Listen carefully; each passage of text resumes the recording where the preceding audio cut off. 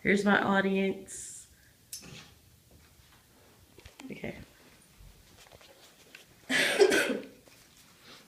Have you ever wondered how your past teachers have known what to do during class? Think back to elementary school, middle school, high school, or even your college classes. Do you remember seeing or hearing about your teachers' mini lesson plans? Your teachers put in a lot of effort to create those lesson plans. Today I will explain the components of creating an effective lesson plan. According to K6educators.com, a lesson plan is a detailed, step-by-step guide for teaching a lesson. It is a method of planning and preparation.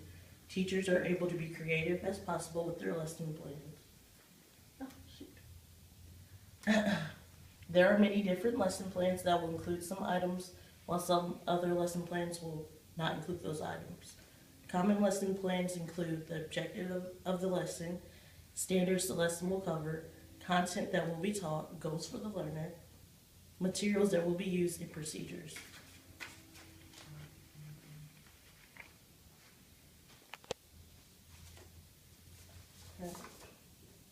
And how the lessons to be taught.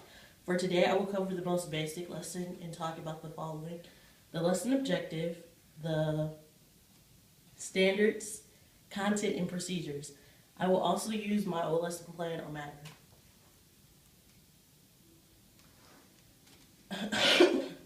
Before starting any lesson plan, it is important to include your name, what the lesson is, the length of the lesson, and the topic of the lesson. If you look in the PowerPoint, you can see all that.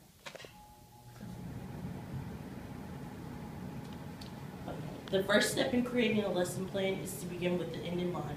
You would do this by creating a lesson objective. A lesson objective is what you want the students to be able to do by the end of the lesson. An example of a well thought of learning objective is the students will justify in writing the explanation of the matter.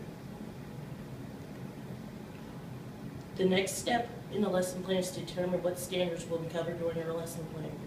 According to egglossary.org, lesson standards are concise written descriptions of what students are expected to know and be able to do at a certain stage of their education. These standards will most likely be standards set by your school, district, and/or state. An example of a standard is observe and describe that the properties of materials can change, but not all materials respond in the same way to the same action. After creating a lesson objective and determining what standards to use, it is now time to come up with the content portion of the lesson plan. The content of the lesson plan describes the specific subject matter to be learned. According to planning effective instruction, when creating the content part of the lesson plan, it is important to remember these 3 tips. The content should be specific enough that anyone reading the objective will understand the subject matter. The description of the content should stand alone. Thirdly, the emphasis is on knowledge and skills that are important and applicable in a variety of contexts. After creating the content portion of the lesson plan, you will need to determine what materials will be used for the lesson. Teachers usually love this part because teachers are able to be more creative with what materials to use. Some examples of possible materials are markers, crayons, books, pencils, worksheets, websites. It is important to cite your sources to ensure it's not plagiarism whenever you use something like that. So. Lastly, it is important to list the procedures of your lesson plan. This is the step-by-step, detailed step-by-steps of what you will do during your lesson. That includes taking out worksheets, showing videos, reading a book.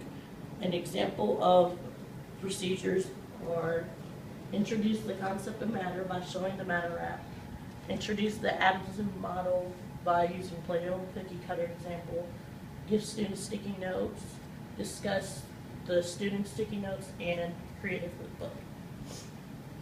Today I talked about some of the features of a lesson plan.